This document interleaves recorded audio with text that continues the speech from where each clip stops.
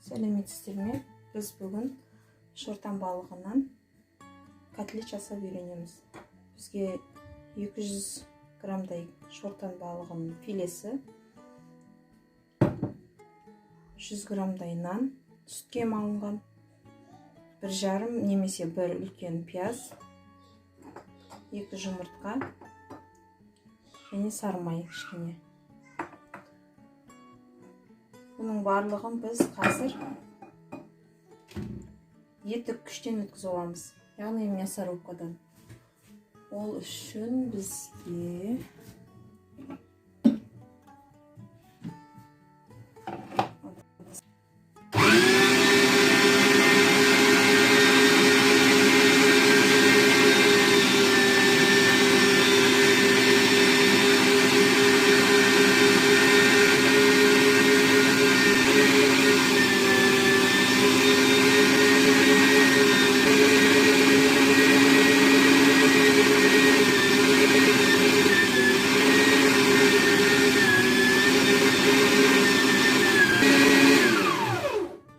барлық заттарымызды мясорубкадан өткізіп алдық.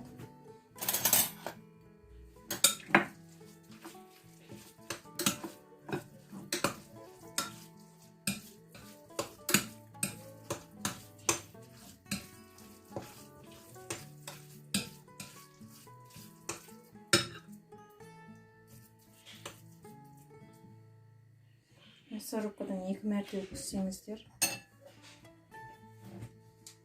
өте жақсы болады, яғни құрттықтарын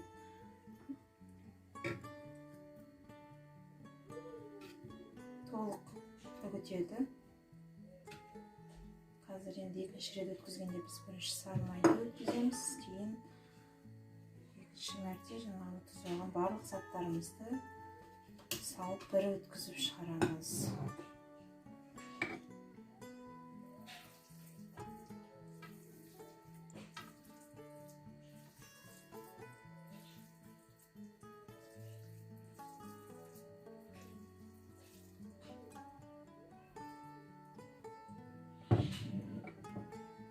Екінші мәрте мясорубкадан өткіземіз фаршымызды.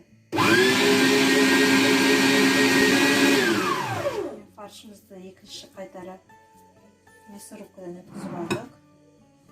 Енді жұмыртқамызды, бір жұмыртқа, көңілдеріңіз қалуын, енді фарштың мөлшеріне де көлеміне де қараймыз. Мен 2 жұмыртқа емес, 1 жұмыртқа салған дұрыс деп ойлап тұрмын. Қазір бір ғана жұмыртқа саламын.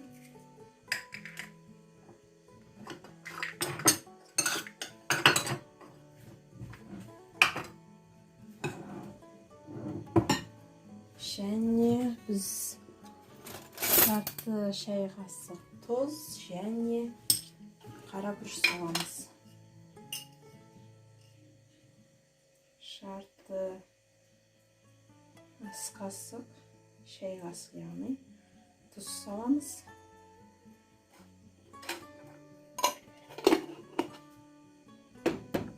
Кейін біз енді мен кішкене балдарға беретін болғандықтан бұрышты жарты ас қасық емес, бұрышты шай қасықтың ұшымен ғана кішкене саламын, өйткені балаларға беремін.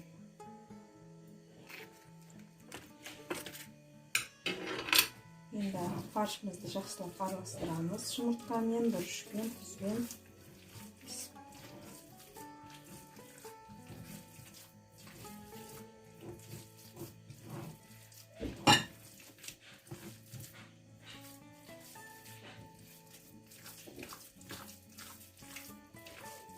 Сары майды салған себебіміз шортан балығы, яғни щукамыз, бұл өте диеталық балық деп есептелінеді, яғни майы аз.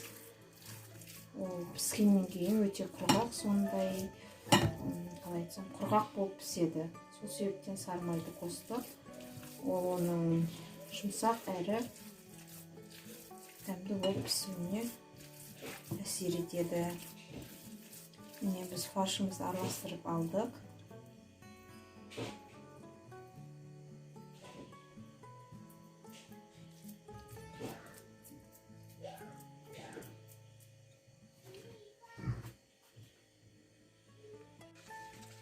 Біз майымызды құйып, газымызды жағып, сковородканы даярлап қойдық.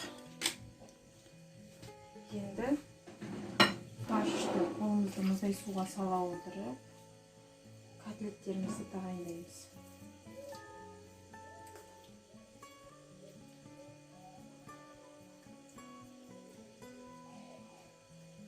Майымыз қызғанын күтеміз.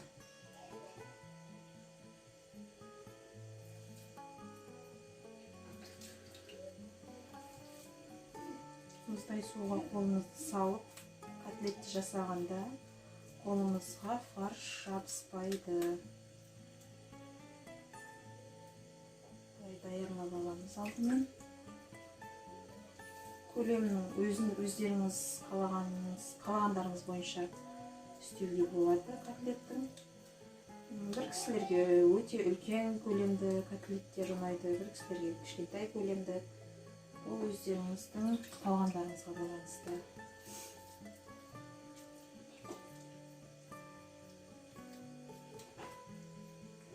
Котлетті нанның кепкен үгіндісіне немесе ұнға аунатып пісіруге болады. Біз бүгін ұнға аунатып пісіреміз.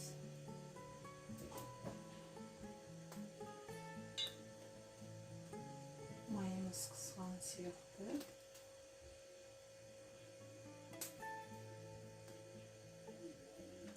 Ұнымыз артық ұнды қағып, котлеттерімізді сала береміз сковородкаға.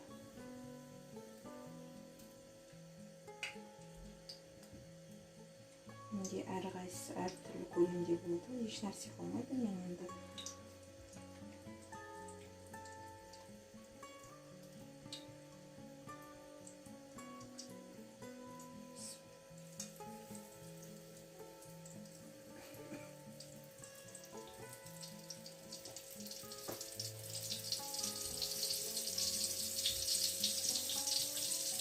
сковородкаға өте көп мөлшерде емес, азғантай май құйып, 10-15 минут еш жағын аударып пісіреміз котлетін.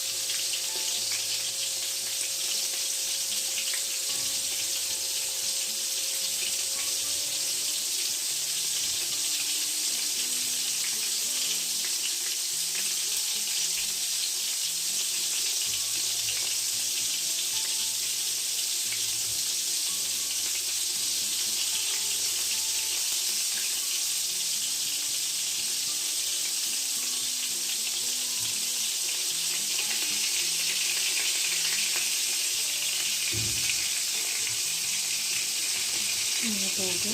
Şimdi pişirelim.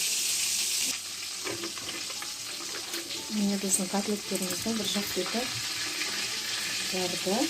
Şimdi onu aldıramız.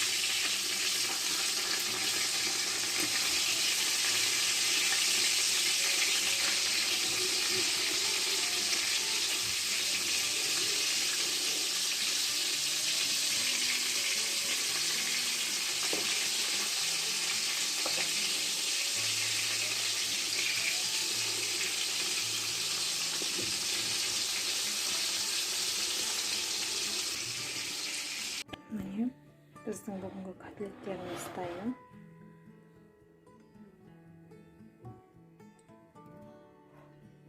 Өте дәмді болды деп сенемін. Бұл котлетті енді гарнирмен, яғни картошкамен, немесе қара құмықпен үйдегі жанұяларыңызға берсеңіздер болады. Астарыңыз дәмді болсын. Біздің каналға жазылып лайк басаңыз.